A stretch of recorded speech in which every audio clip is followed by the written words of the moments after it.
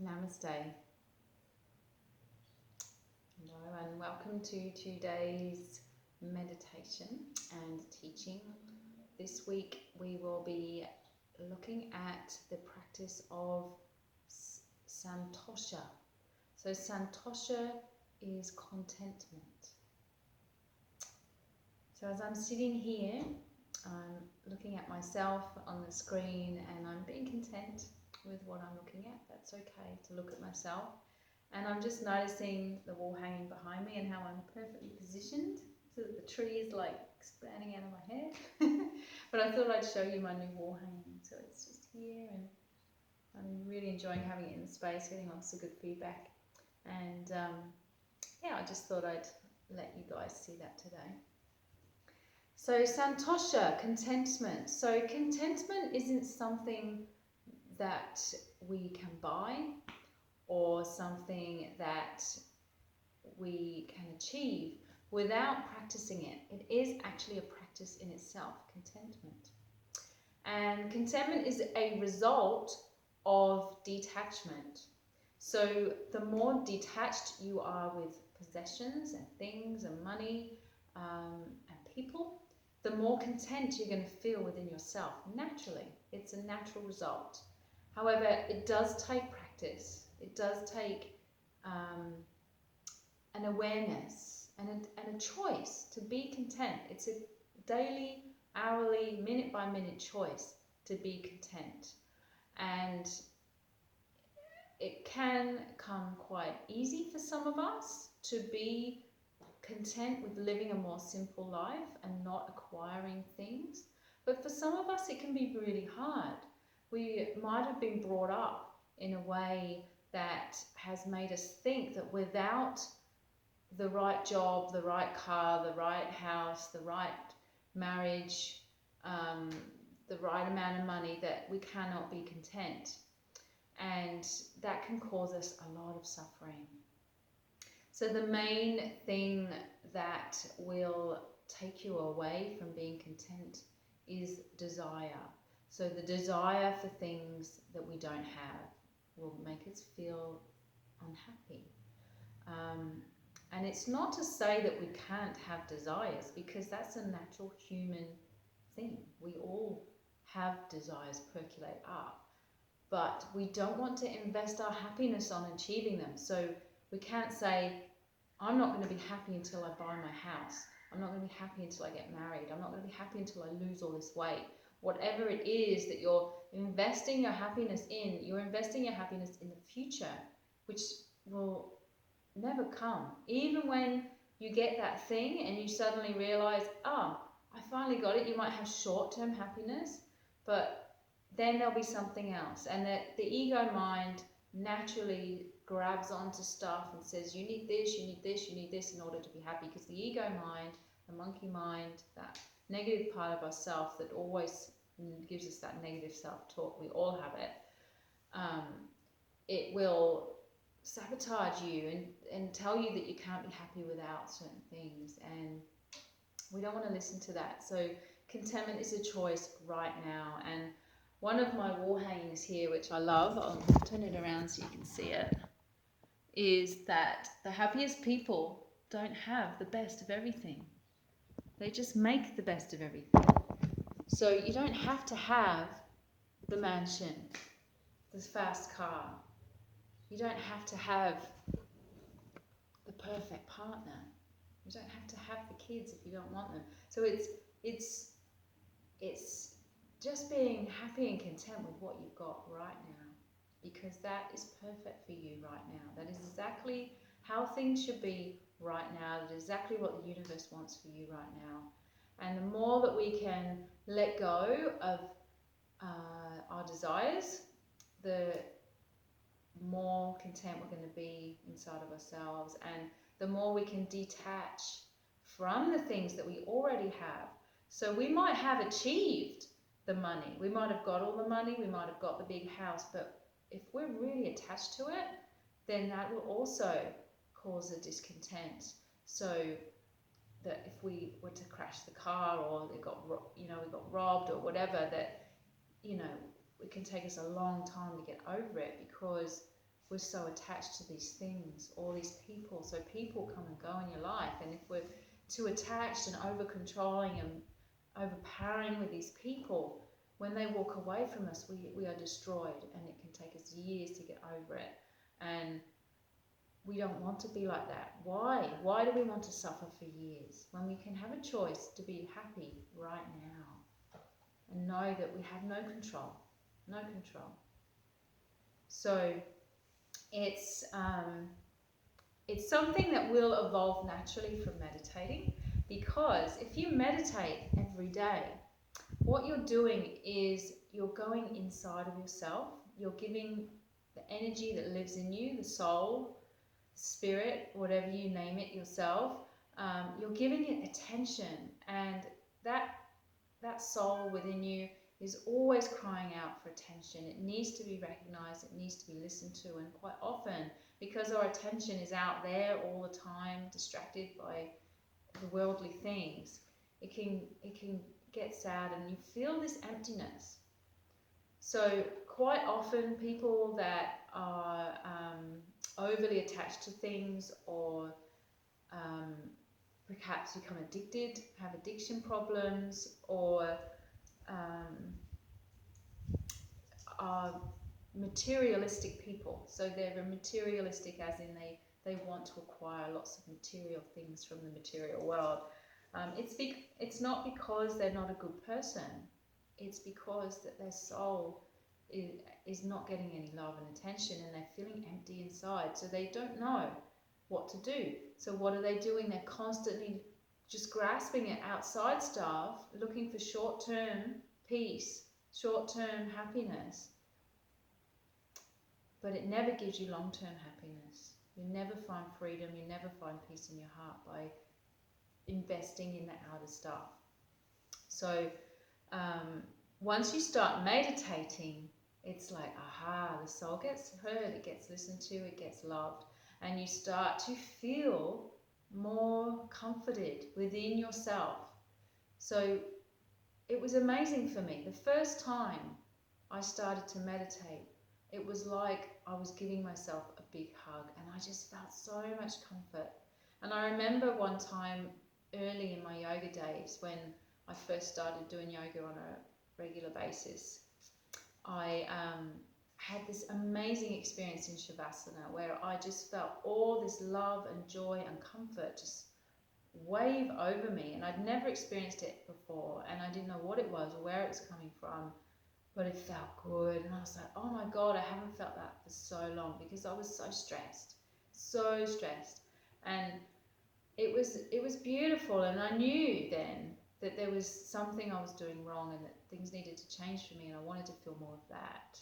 And how did I get that? So your yoga practice, your meditation, that is going to help you to fill up the inside cup, the energy cup within you, so that you feel connected with yourself, you feel love for yourself, and you feel the void, the deep hole that's within us. So that void will not be filled by anything else other than that turning within. So for some people, it might not be meditation and yoga is the path for them. They could be musicians, and it's when they play their instrument that they go within. Or you could be an artist, and it's when you do your artwork that you go within and you recognize yourself. And there's many forms of meditation, because meditation is one-pointed concentration. So if your one-pointed concentration is focusing on your instrument and playing music, or focusing on your artwork, or maybe you're a writer, whatever it is that you can practice on a daily basis, you are going to feel that void within you, and you're naturally going to feel better. You're naturally going to not need to invest your happiness in other things. So you could have a relationship that is not good right now. It could be with a family member or a partner or a friend, and you're so trying to fix this relationship so that you can feel better, but perhaps what you need to do is actually back off, go within and start to fix yourself and work on yourself, help yourself to feel better, and then naturally your relationships will improve. So it's very interesting when you start this path of self-improvement, meditation and yoga. It starts to open up these windows where you might not have noticed this about yourself before, or others, or maybe you have but you just didn't really understand it and you couldn't explain it. But I love the yogic teachings and how they can really resonate when you're like, yeah, that's me. I'm not that materialistic person. And for me, I was never materialistic. I never wanted to spend my money on frivolous stuff. I never really wanted to own a house.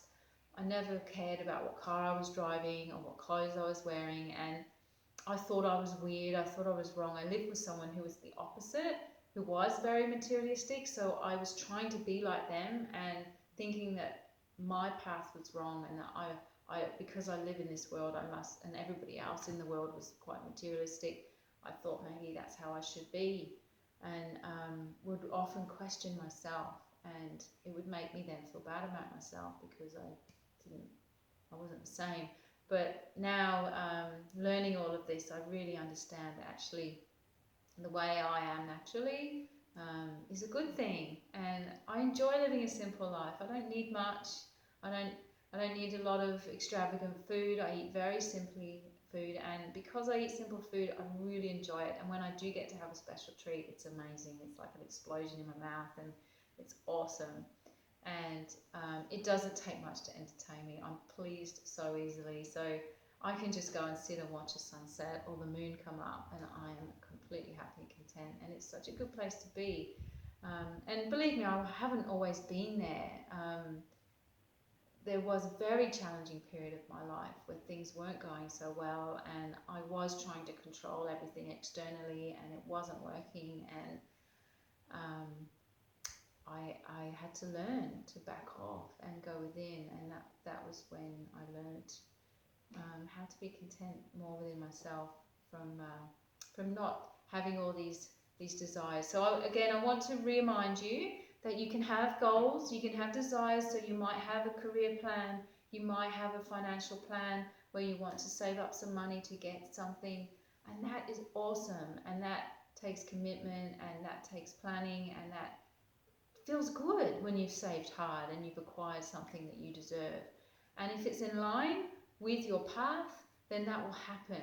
But if you keep reaching blocks and things keep going wrong when you're trying to get a certain thing, then that's the universe just saying, hey, look, you're not meant to get that house, you're not meant to buy the car, you should use your money for something else. And it's interesting when you start to see that there's this energy, this divine force that surrounds you, that lives within you, that is helping you at all times. You can start to tune into it through your meditation and start to know, okay, I have this desire, is it mine, is it for me? And you can start to turn away from things that you know are more ego, more negative mind, more trying to steer you off your path, or things that are more in line with your path, and they're going to help you to evolve and help you to be a better person. So, and help you to achieve contentment. So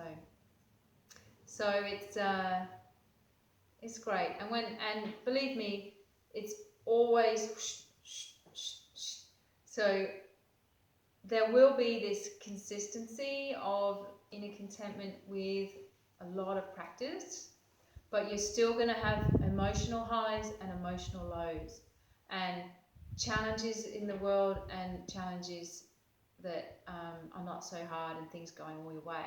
And if you can just hold on to that, even when things are going tough and you're really having a bad day and things are really emotional, if you're really sad about something, or things are going not quite as good as it's meant to, then if you can go inward and just think, I can even be happy now, everything as it should be. So you have an affirmation, a mantra, so that when things are getting tough, everything is as it should be.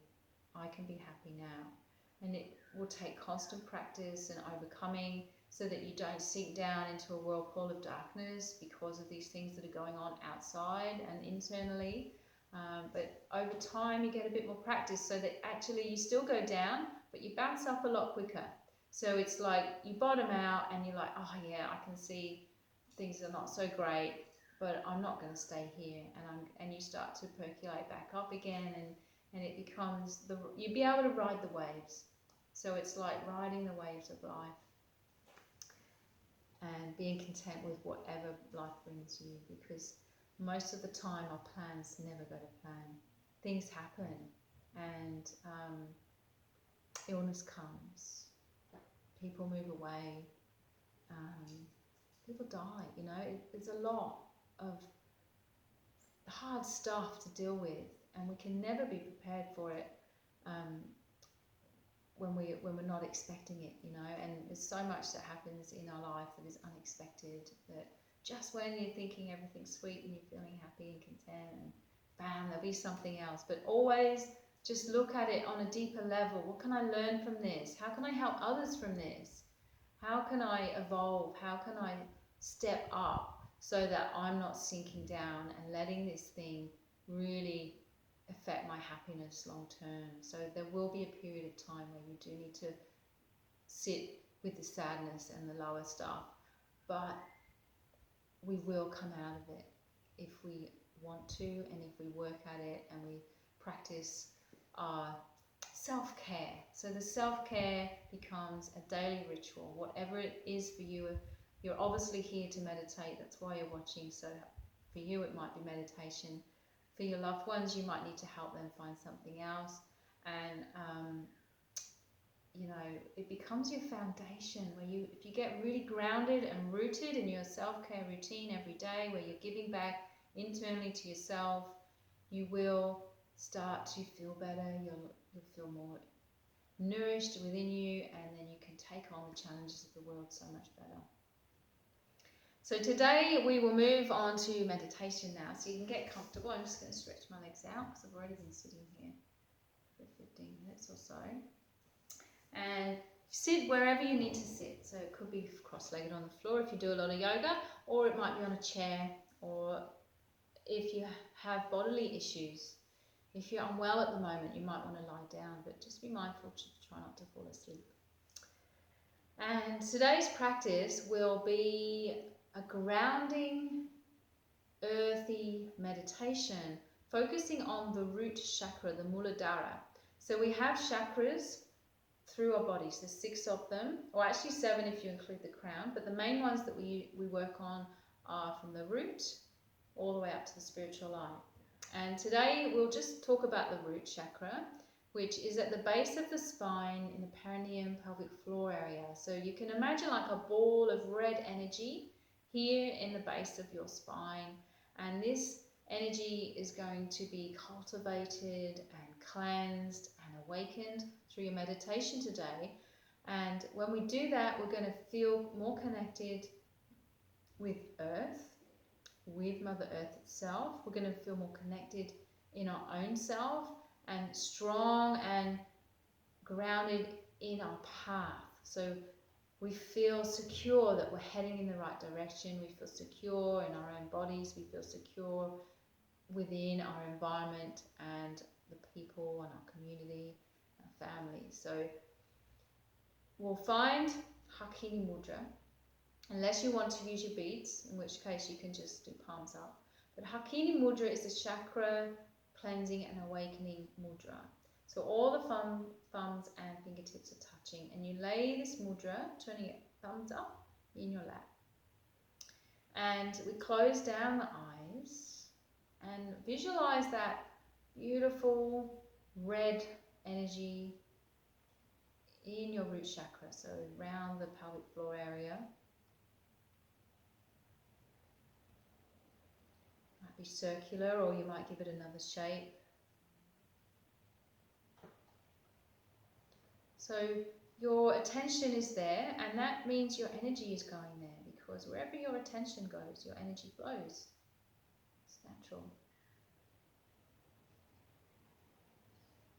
We bring our awareness now to the breath, and as we take a breath in, we visualize that ball of red energy expanding.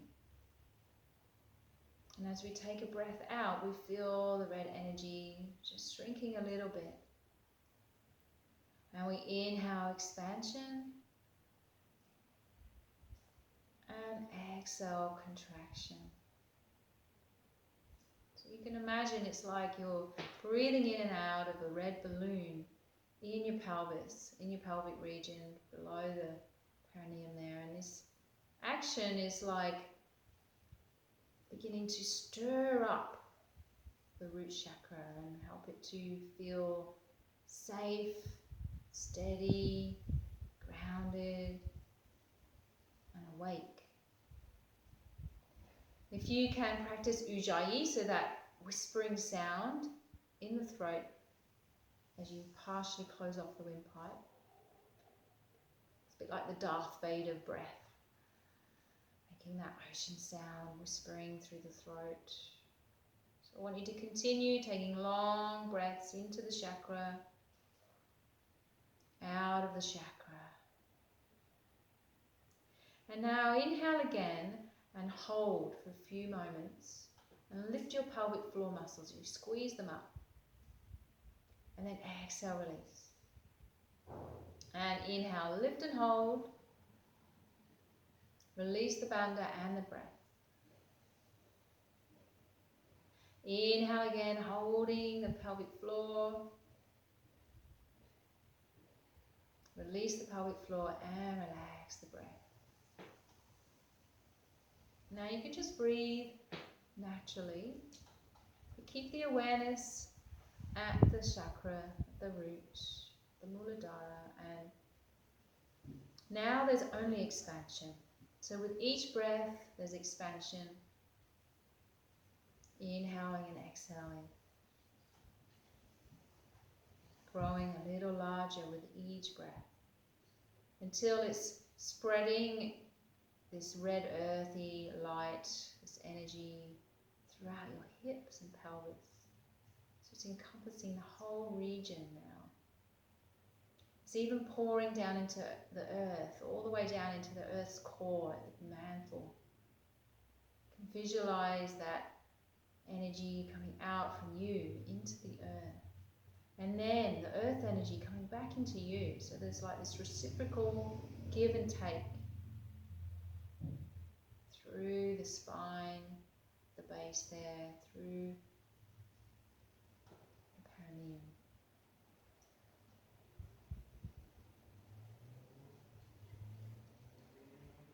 Soft, natural breath.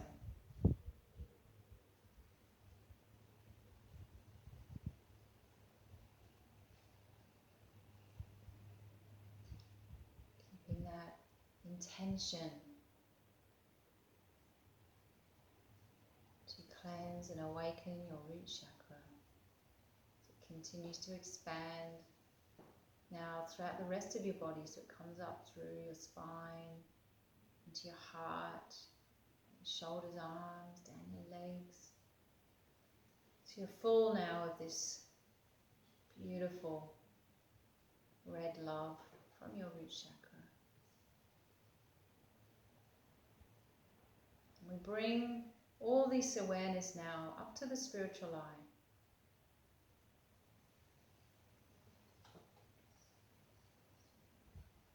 Now we begin our mantra.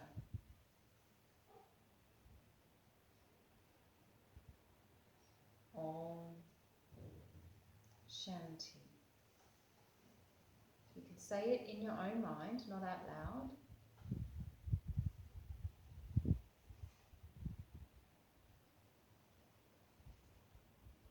Inhaling to Om, exhaling Shanti. Option to use your mala beads with your mantra, or stay in your Hakini mudra.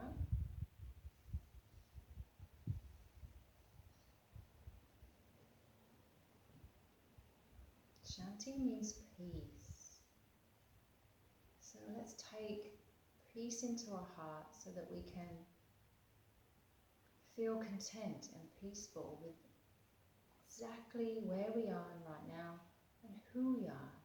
So loving all aspects of ourselves, all aspects of our lives, even when things aren't perfect.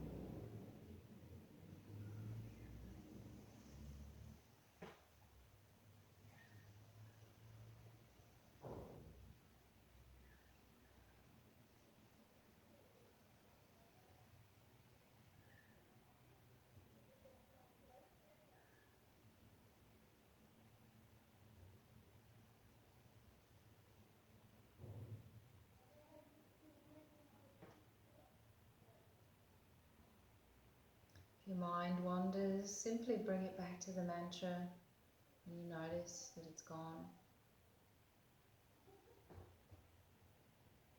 It might happen over and over, but you just simply train your mind to keep coming back.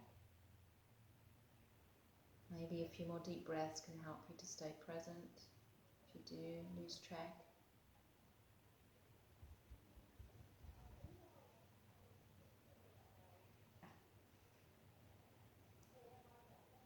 Being content to just be. No need for stimulation. No need for internal talk.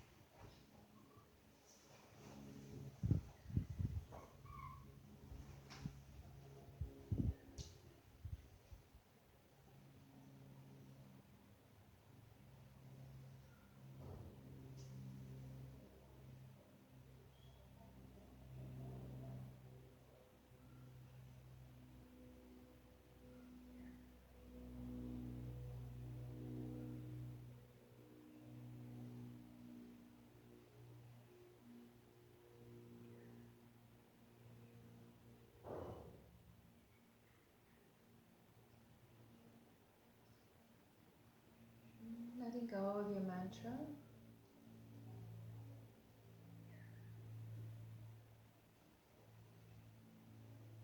Just being still, witnessing the breath, keeping the inner gaze of the spiritual eye.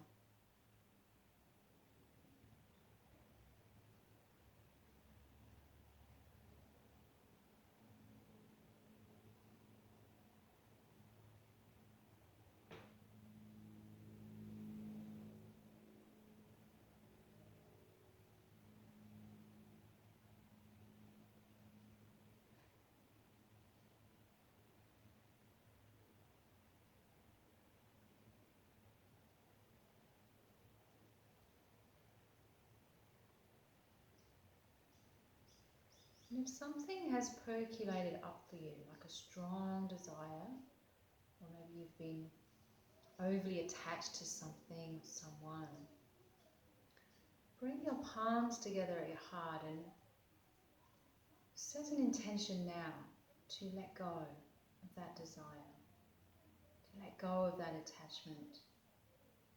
And ask your higher self for help. Your higher self, your soul, will help you and guide you if you give it a chance.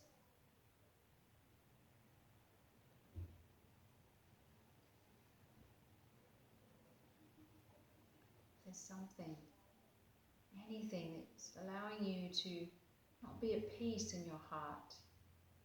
It's taking away your energy. And now's the time to let it go.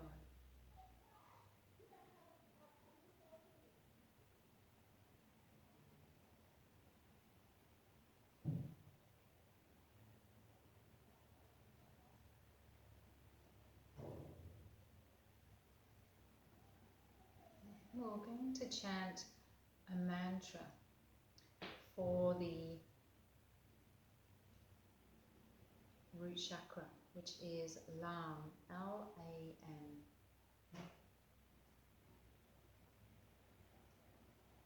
So we can rub the palms together, take an inhale.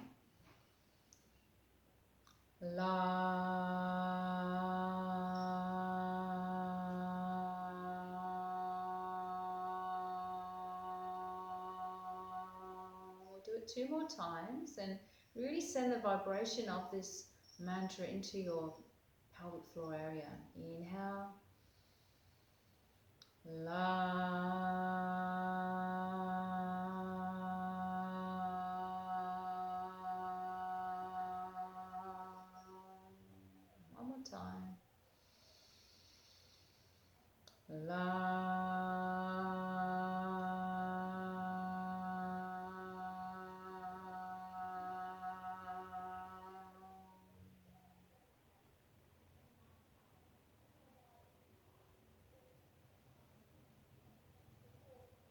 Inhale.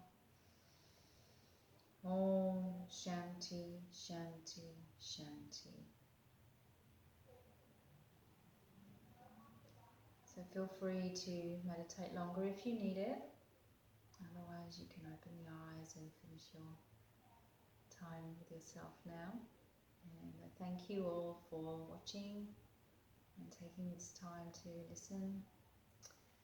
And I hope that you can feel the profound connection to Earth from your practice. So you could continue with this meditation throughout your week and see how it changes things.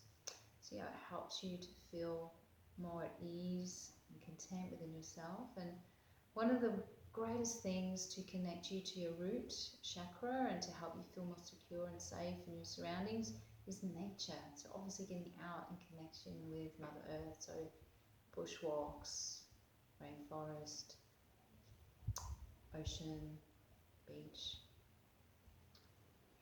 gardening, all that sort of stuff that connects you with the earth, mountains. It really helps you to feel grounded. When you feel grounded and found that foundation, then you can start to feel more content. And I just wanted to add that there's a paradox. There's always a paradox with the yogic teachings. And one of the paradoxes of this teaching is that when you actually let go of your desires and let go of that over possessive need for that thing or that person, often it comes to you. So if we can relax, be content, let go, back off, be content whether we get it or not, often the universe, the divine force that supports us will say, well done, here, you've learnt your lesson, you can have it now. And that's happened to me many times. So, not always, but a lot. If I'm meant to have it, then the letting go will bring it often. So, okay, thank you again. Namaste. Enjoy the rest of your day.